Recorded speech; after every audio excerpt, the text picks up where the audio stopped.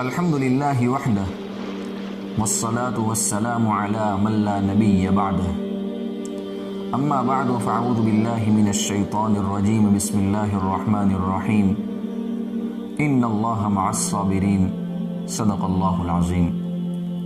معزز سامعین، بندے کو جب اللہ تبارک و تعالی نعمت عطا فرماتے ہیں تو اس نعمت کی زینت یہ ہوتی ہے کہ بندہ اس نعمت کے اوپر اللہ تبارک و تعالی کا شکریہ ادا کرے۔ لیکن جب اللہ تبارک و تعالی اپنے کسی بندے کو حالات کے اندر مبتلا کرتے ہیں، آزمائشوں میں مبتلا کرتے ہیں، اس کے اوپر مصیبتیں آتی ہیں، تو اس مصیبت کی زینت یہ ہوتی ہے کہ بندہ اس مصیبت کے اوپر صبر کرے اور اللہ تبارک و تعالی سے مکمل راضی رہے۔ اس لیے کہ خوشیاں بھی اللہ تبارک و تعالیٰ کی طرف سے ہیں، تکالیف بھی اللہ تبارک و تعالیٰ کی طرف سے ہوتی ہیں۔ تو اگر ہم خوشی میں خوشی کا اظہار کرتے ہیں، خوش ہوتے ہیں، تو اللہ تبارک و تعالیٰ کی طرف سے اگر کوئی مشکل پیش آ جائے، کوئی مشکل معاملہ آ جائے تو پھر صبر بھی کر لیا کرے۔ سلطان محمود غزنوی رحمۃ اللہ علیہ کا ایک غلام تھا، ان پڑھ تھا لیکن بہت سمجھدار تھا۔ ایک مرتبہ سلطان محمود غزنوی رحمۃ اللہ علیہ نے پھل کاٹا، سب کو کھلایا۔ ہر ایک نے کہا کہ یہ تو بہت کڑوا ہے، سب نے تھوک دیا، پھینک دیا، لیکن جو آپ کا غلام تھا جس کا نام ایاز تھا، وہ بہت مزے لے کر کھا رہا تھا۔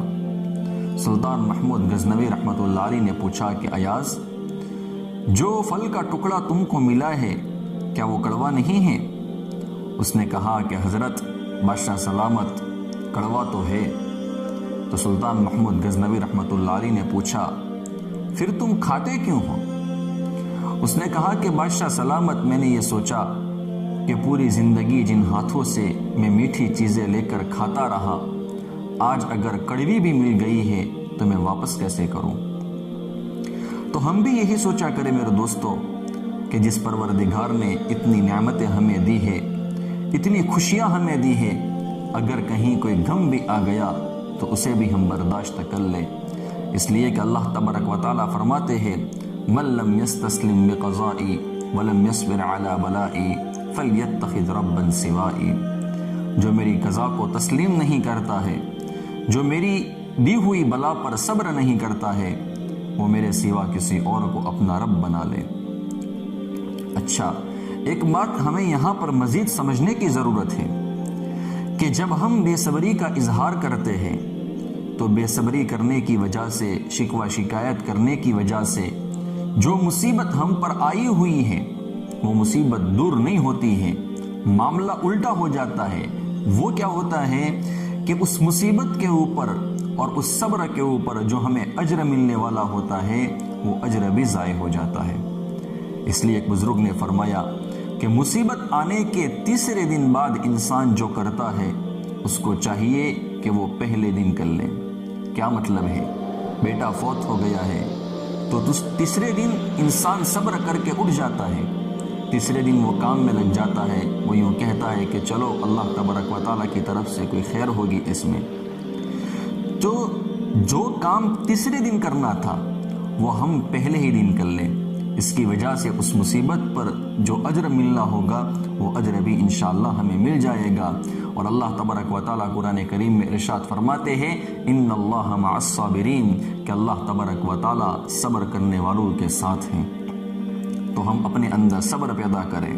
لوگوں پر میرے دوستو دنیا میں کیسی کیسی تکلیفیں آئی ہیں، کیسے کیسے وہ حالات کے اندر مبتلا ہوتے ہیں، لیکن انہوں نے کیا کیا؟ صبر کیا ہے۔ ہماری تکلیفیں ان کے مقابلے میں کچھ بھی حیثیت نہیں رکھتی ہیں۔ میں اس پر ایک واقعہ آپ کو سناتا ہوں، یہ بڑا دل دہلانے والا واقعہ ہے۔ ایک بزرگ فرماتے ہیں کہ میں طواف کر رہا تھا تو ایک عورت کو دیکھا کہ وہ کہہ رہی تھی اے اللہ، میں اس حال میں بھی آپ سے راضی ہوں، اس حال میں بھی آپ سے راضی ہوں، اس حال میں بھی آپ سے راضی ہوں۔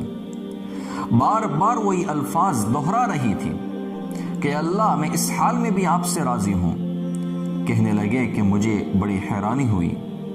جب اس عورت نے طواف کو مکمل کیا تو میں نے اس سے پوچھا کہ بیٹا آخر کیا معاملہ آپ کے ساتھ پیش آیا ہے جو آپ بار بار کہہ رہی ہے کہ اے اللہ میں اس حال میں بھی تجھ سے راضی ہوں، اس حال میں بھی تجھ سے راضی ہوں۔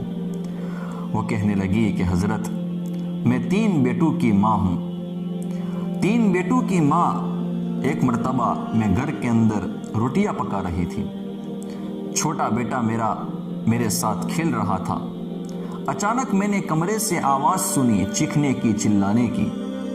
میں دوڑ کر وہاں پر گئی تو میں نے دیکھا کہ میرے بڑے بیٹے نے میرے چھوٹے اور درمیانی والا جو بیٹا تھا اس کو ذبح کر دیا ہے۔ ذبح کیوں کیا؟ ایک دن پہلے میرے خاہن نے بکری کو ذبح کیا تھا، وہ چھری کہیں پر پڑی ہوئی تھی، تو دونوں بھائیوں نے اس سے دیکھا تو بڑا کہنے لگا کہ دیکھا ابو نے اس چھری کے ذریعے سے بکری کو ذبح کیا تھا۔ چھوٹے نے کہا کہ اچھا۔ اس نے کہا کہ میں تمہیں بتاؤں کہ کیسے ذبح کیا تھا؟ اس نے کہا کہ بتاؤ۔ تو چھوٹا جو بیٹا تھا وہ لیٹ گیا اور بڑے کو سمجھ ہی نہیں تھی کہ چھری چلانے سے ہوگا کیا۔ اس نے چھری چلا دی، جب گردن کٹی، خون کا فوارہ چھوٹا تو پریشان ہوا کہ یہ کیا بنا۔ کہنے لگی کہ جب میں وہاں پر پہنچی تو میرا درمیانی والا جو بیٹا تھا وہ خون کے اندر لت پت ہو چکا تھا، بکرے کی طرح ذبح ہو چکا تھا۔ میں نے اس کی لاش کو اپنے ہاتھوں سے اٹھایا اور صحن میں لا کر ایک چارپائی پر ڈال دیا۔ اب میں نے سوچا کہ میرا بڑا بیٹا کہاں گیا، کیونکہ وہ کہیں بھاگ گیا تھا۔ اس منظر کے بعد اس کو ڈھونڈنے لگی میں، تو میں نے دیکھا کہ صحن کے اندر جو لکڑیاں پڑی ہوئی تھی جو میں نے جلانے کے لیے رکھی تھی وہ ان لکڑیوں کے پیچھے چھپ گیا تھا۔ جب میں نے ان کے پیچھے دیکھا تو وہاں ایک سانپ تھا جس نے میرے اس بیٹے کو کاٹ دیا تھا، ڈنک مار لیا تھا، ڈس دیا تھا، تو میرا بیٹا وہیں پر مرا پڑا تھا۔ میں نے اس بیٹے کی بھی لاش اٹھائی اور پہلے بیٹے کے ساتھ اس کو لٹا دیا۔ اب میں نے دیکھا کہ میرا تیسرا بیٹا نظر نہیں آتا ہے جو بہت چھوٹا تھا، وہ اپنے پاؤں کے بل پر کھڑے ہو کر مکمل چل بھی نہیں سکتا تھا۔ کہتے ہیں کہ میں واپس اپنے تنور کی طرف آئی تو میں نے دیکھا کہ میرا جو چھوٹا والا بیٹا تھا، سب سے چھوٹا جو بیٹا تھا، وہ تندور کے اندر گر چکا تھا۔ میں نے اس کی جلی ہوئی لاش نکالی اور 3 لاشوں کو ایک جگہ پر لیٹایا، پھر ان کو نہلایا، کفنایا، ان کو میں نے دفن کر دیا، اور دفن کرنے کے بعد میں طواف کرنے کو آ گئی ہوں اور میں کہہ رہی ہوں اے اللہ میں اس حال میں بھی تجھ سے راضی ہوں، اس حال میں بھی تجھ سے راضی ہوں، اس حال میں بھی تجھ سے راضی ہوں۔ تو نے میرے 3 بیٹے کو ایک ساتھ کسی نہ کسی حادثے کا شکار کر دیا اور میرے 3 بیٹے کو تو نے اپنے پاس بلا لیا، لیکن اے اللہ میں تجھ سے راضی ہوں، اے اللہ میں تجھ سے راضی ہوں۔ میرے دوستوں ذرا سوچے تو صحیح کہ لوگوں پر کیسے حالات آئے ہیں، کیسی مصیبتیں آئی ہیں، کیسی پریشانیاں آئی ہیں، اور ان کے مقابلے میں ہمارے اوپر حالات کیا ہے؟ کچھ بھی میرے دوستوں حالات نہیں ہیں۔ اس لیے میرے دوستوں کہنے کا مطلب یہ ہے کہ اللہ تبارک و تعالیٰ کی طرف سے اگر کوئی آزمائش آ جاتی ہے تو ہم صبر کرنے والے بنیں، اللہ تبارک و تعالیٰ ہمیں انشاءاللہ اس کا اجر عطا فرمائے گا۔ اللہ تبارک و تعالیٰ ہم سب کو عمل کرنے کی توفیق عطا فرمائے، آمین یا رب العالمین۔ وآخر دعوانا ان الحمد للہ رب العالمین۔